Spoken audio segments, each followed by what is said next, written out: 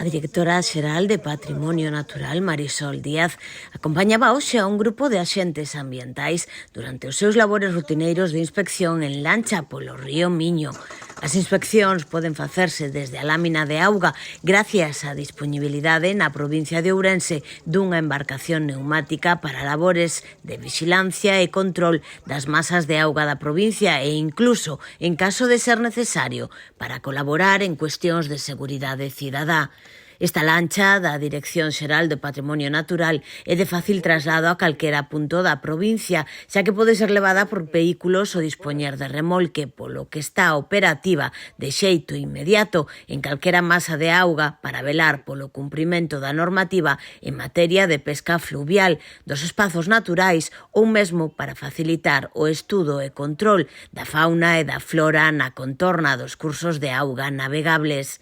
De feito, trátase dun equipamento apto para navegar polos encoros con aproveitamento de auga para abastecemento como o de Castelo de Miño, polo que contribúe a reforzar o control sobre o estado dos distintos hábitats e da biodiversidade existente na contorna. Este encoro conta con características que fan que distintas especies de aves hibernantes o elixan para convertelo no seu fogar, o que tamén o converte nun espazo destino turístico desde o punto de vista ornitolóxico.